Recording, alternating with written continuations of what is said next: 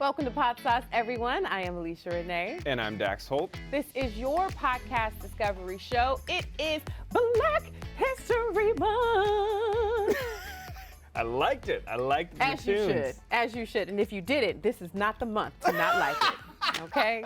This is not the month to not agree with me. We don't always get the singing, and I like the singing at the top of the show. Every once in a while, I like to give you guys all my talents, and that is one of them. So all month long, we are going to be celebrating podcasts by creators of color. And one of the podcasts that I'm extremely excited about, bringing to you guys today, hopefully we'll be able to get them on the show because they are friends of the family, as you know. Mm-hmm. And it's Higher Learning, hosted by Lathan and Rachel Lindsay. You know Van from your time at TMZ. I have spent many, many days standing next to Van obviously at TMZ, and now he has moved on, and he is so extremely successful. Yeah. And he's an Academy Award winner. That's right. But no, I actually truly enjoy their podcast. Yeah. I think they talk about a lot of topical things going on in the world. Mm-hmm. And the one thing that I love about Van is he is probably one of the smartest people I know. He is. He knows a little bit about a lot of it. It's really insane, his memory of things, and he always, every day, I felt like I was learning from him when I was working next to him. Mm-hmm. And so now when I listen to the podcast, I honestly feel like I learn something new every day from this guy. And of course, Rachel Lindsay, his co-host, you guys know her as the first Black Bachelorette. And I just really loved how she represented for us ladies out there. But I also just love how unapologetically Black, Rachel is. And what I mean by that is sometimes when you're in primetime spaces, or in quote unquote mainstream spaces, there is this understanding in the Black community that you have to curtail some of your Blackness, right? To be more palatable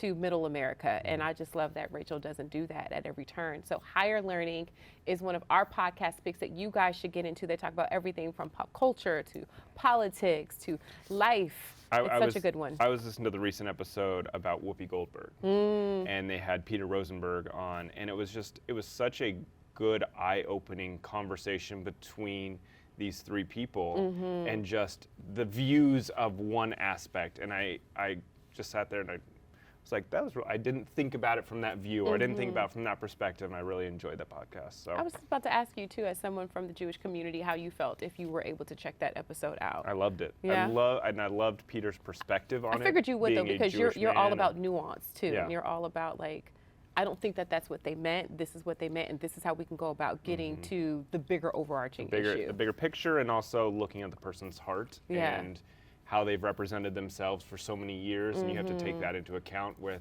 something they may have said at that moment. Give them grace. Exactly. Coline Witt, host of Eating While Broke, is someone that we're going to be speaking about today on the show. I knows lots about that.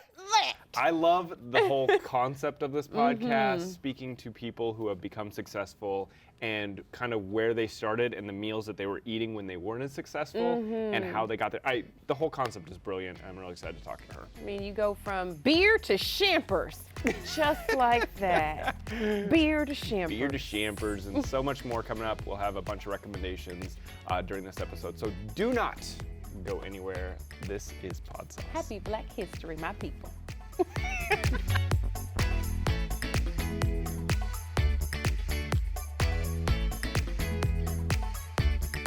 Welcome back to Podsauce. All right, let's get into this, Alesha. We said that, earlier in the show, we said we are highlighting podcasts with creators of color, and I know that you have a Health is Wealth that people should know about podcast. I do. I really love the fact that we are highlighting podcasts hosted by Black people, people of color, all month long on Podsauce. And one podcast, I actually spoke about it before. It was a pick of mine, Therapy for Black Girls, hosted by Joy Harden. She is a licensed psychologist out of ATL, shouty. That's Atlanta, Georgia.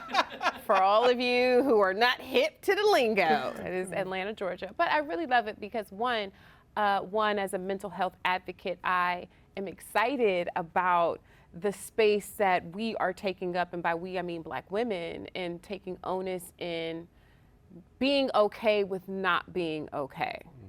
And Therapy for Black Girls is just a beautiful, safe space to listen to stories from other women that may be traveling down a comparable journey to yours, like eggs and fertility. I actually was having that conversation with some girlfriends of mine as I desire for God to take his foot off the back of my neck and send me a good man.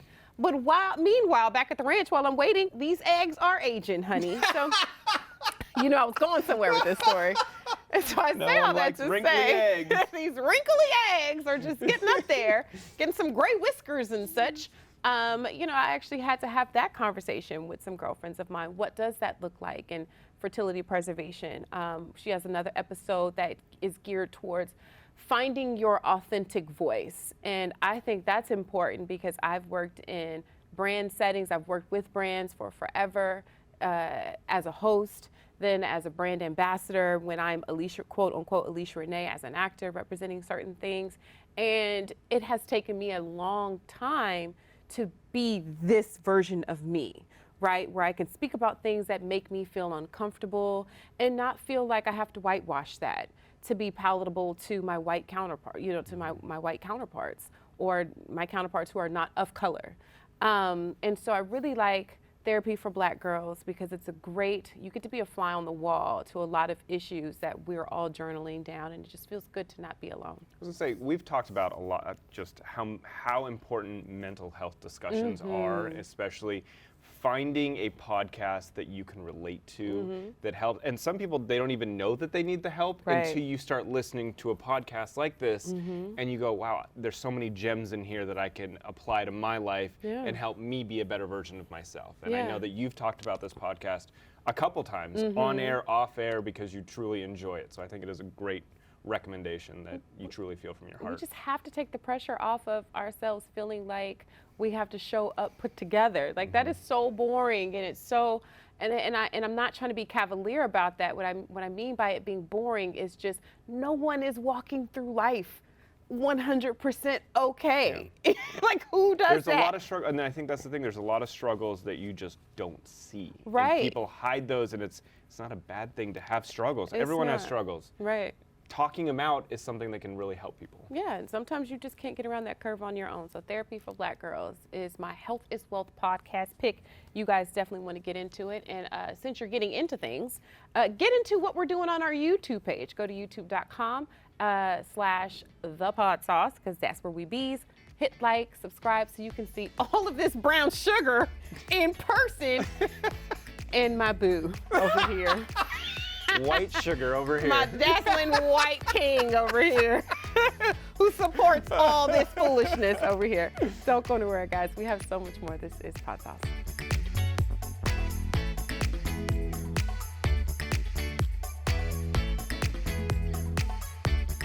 Welcome back to Podsauce, guys, your podcast discovery show. Our next guest is the host of a podcast that I should know all about because the struggle was so real for your girl. We have Coline Witt, host of Eating While Broke. Coline. Let me tell you something. One of my favorite things that got me through was the Wendy's extra value menu. Extra value menu where you could get like chili for $1. Remember, back in the day. Yeah. You can get chili for $1, a baked potato for $1. Got me through college, let me tell you. And Vienna sausages and crackers was my eating while broke meal. We need to have you on the show. I was gonna say, so We need to have you on the show. and less. Say less is right.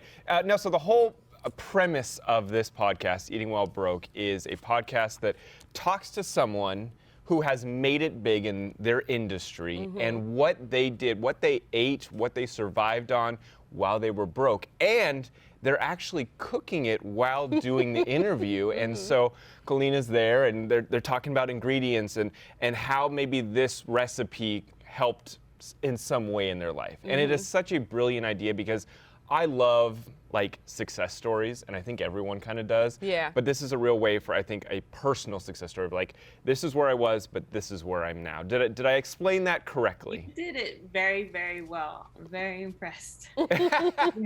How did you come up with the idea? Uh, it was a combination of things. I mean, I think originally it started with the book from Trevor Noah called Born a Crime. He had in his book he talked about how he was eating worms and how he was sleeping in the back of a station wagon. And you think of Trevor Noah, as Trevor Noah, and you think, geez, this kid went through a lot. And then some of my influencer friends like Daystorm Power, he would always share these crazy stories on how he survived, and you swear he had like a million jobs, but his stories were so good. I'd be like, man, I wish the world could hear these stories.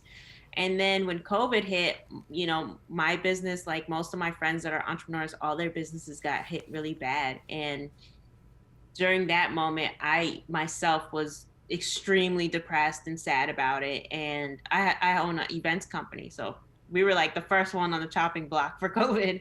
And so I would sit around and we joke about like, man, do you remember when we used to eat like tacos and barely survived? And we would all joke about it because we had come so far, and we almost like kind of forgot like how bad it was, but we looked at those days as the glory days, and now when I meet people that are younger than me, I'm always like, don't skip the step of brokenness. Like don't be, you're going to get past it and you're going to look back and those are going to be the moments you laugh about. So I just was like, you know what, we're in COVID, might as well live a little, let's do the show.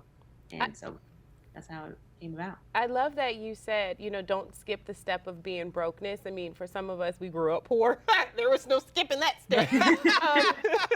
But just, growing up, I remember some of the meals that brought me comfort. I think that's why I love, just from how I perceive eating while broke, the comfort of connecting food with memory. It can be a beautiful thing, right? Like sometimes when I'm feeling homesick, I'll make cornbread and milk. Right, which is, you know what I'm saying, which is like, it's a big Louisiana thing, but we eat it like cereal. You bake cornbread, which you can get for like 49 cents, a box of Jiffy, throw some milk on it. It reminds me of being back home. Do you find that was one of your angles as well, just connecting the comfort of things that you ate while you were young and just the comfort of that memory?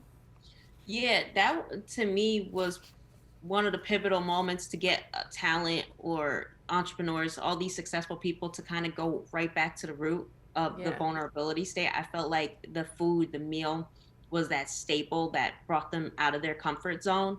And was like, I mean, we have millionaires on the show, people of all different backgrounds, but when they're cooking up their old dish, I'm telling you, it brings a whole nother layer of vulnerability to the interview. And it's definitely like a comfortability, factor. Yeah. Do you see that a lot of these guests, that the food that they ate maybe when they weren't as successful is still some of the food that they enjoy the most in life? Because like when I think back, like ramen noodles are huge in my house, but like when I think of ramen noodles, I don't think of it as like this cheap, poor food. I think of it like delicious, and I don't know if that's just because that's what I grew up on, but to me, I'm curious if other people feel that same way, or they don't go there anymore. I would say most of the guests on the show actually go back to that dish. It's like you said, it's a comfort dish. Sometimes I'll be talking to a guest and they're like, I ate that 2 nights ago. I remember we had one guest, Tim Shantarangsu, and he was on the show, and we could not find the particular ramen that he wanted. And I had texted shot him email like an hour before the show, like, we have all these other brands, we cannot find this particular brand. He's like, oh, I got it in my kitchen, I'll bring it. And I was like, oh, okay. He was like, say less.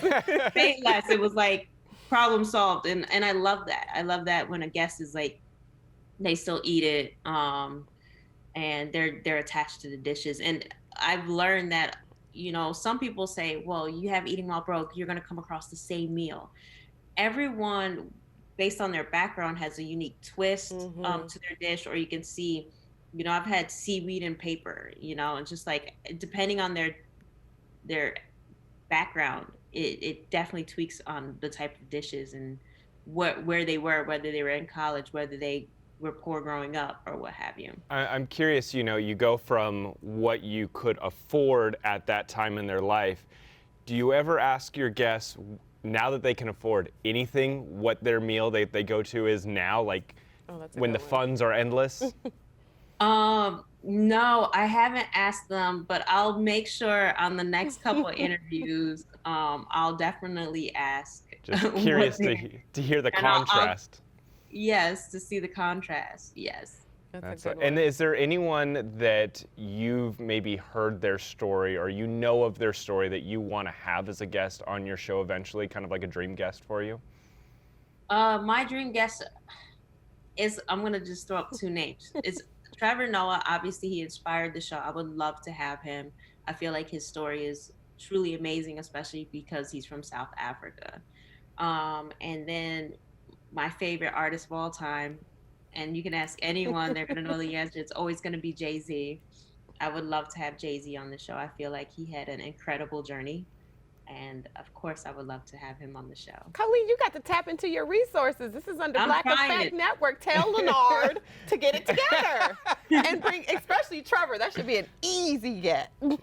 I heard Trevor said in his book, like if someone ever offered him his bologna and margarine sandwich, that he would never deny it. So I debate every day whether I should DM him like, hey, you Don't want that debate. bologna? Don't debate. Do it. Do it. Do it. Do it. Do it. Just Send that bologna do it. sandwich. What's your meal? What's your eating while broke dish? Oh, man, I'm similar to you. I did a lot of fast food. I started my first company when I was 20. So I lived off $1 McChickens and $1 burgers from McDonald's and Del Taco.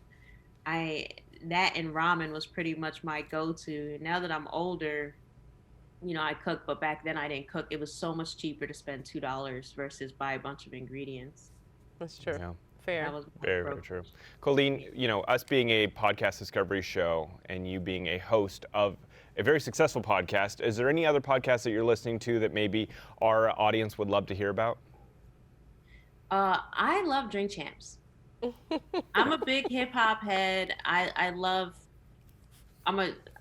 Obviously Jay-Z's my favorite artist of all time, but I love hip hop, and I think Drink Champs is another show where they really are able to get the talent to be vulnerable. And I think, what you see on Instagram is, you always see everyone happy and looking good and the lighting's perfect. And, there's so many beautiful elements of what people showcase on social media.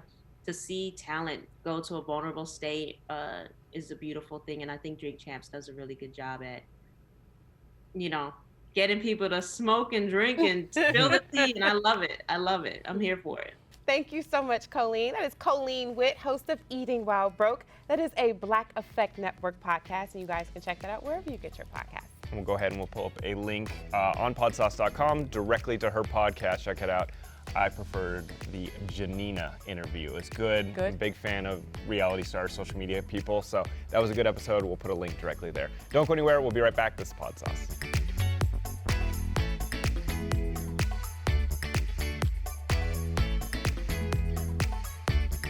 Welcome back to Podsauce. Leash, end of the show already. I know. They say time flies when you're having fun, so that's what it did. It flew. So you're welcome. Well, I would beg to differ. I would say you are most welcome. Good sir. Good sir. I All right. bid you adieu. Let's get into it. I got a great recommendation.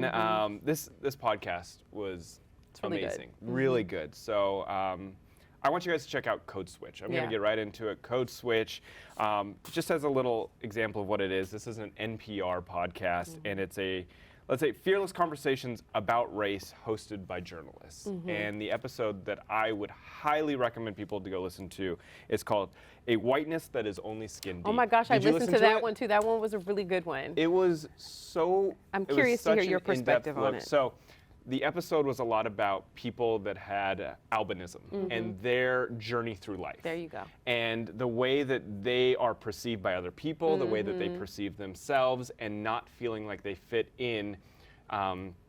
Into any space. Into any space, exactly. And they had different conversations. One with a woman who is from India, one with a woman who is from the Philippines. African American woman. African American, and they even had a black man who with albinism married to another black woman with albinism, and they have a their kid. child who also has albinism, and how the struggle that they don't feel a part of any group, they don't feel like they fit into to white culture, black culture, and their conversations were really, really eye-opening. It was such a good podcast. It's so funny. That's the one you listened to. I listened to that episode as well as the one with Gabrielle Union. But just to piggyback off of yours, since we don't have enough time we'll have to obviously revisit this podcast in another episode because it was so good. And I like that it wasn't necessarily just from a black perspective, but like you said, it ventured into this culture and that culture and how albinism is the thing that first of all, I learned how to say albinism the correct way by listening to this podcast, because I definitely thought it was albinoism. Don't laugh. You didn't know. I didn't know either. I was like, albinism. I was like, don't leave me on that branch by myself. Albino. It's like, okay. That's how you say it the correct way. But I just thought it was a beautiful way because just I, as a woman as a black woman who grew up in Louisiana, and I'm lighter complected than my brother, I felt issues just within the black community of not being black enough, and then white people thinking I'm trying to be white. And so to hear people who present in one way as one race, but they really are, like you said, there was a woman who's Indian, and then there was a woman who's, African American, and, there's nothing you can do about how you present, right? But you, deep down, you're a black woman, you're an Indian woman, and so just the conflicts within their own community as well as outside. So that was we're gonna definitely have to put a pin there and come back. But thank you so much to Coline Witt, host of Eating While Broke. That was such a good interview. Good interview with her. Yeah. I loved it. Yeah. So thank you so much, and of course the Black Effect Network for lending us your talent. I was gonna say just obviously huge thanks to them, but also, if you guys want to continue this conversation, you can find us on social media. We're there to continue the conversation. You can find us at the Podsauce, Twitter, Facebook, YouTube, Instagram. We are everywhere. We are constantly promoting the works of others. We really enjoy what we do here, and hopefully we are presenting some good things for you guys to listen to. I think we are. Time. Where can they find you, D-Money? You can find me at Dax Holt. And you can find me at I am Alesha Renee. And until next time, thank you all so much for listening and for journeying with us. Be good to yourself.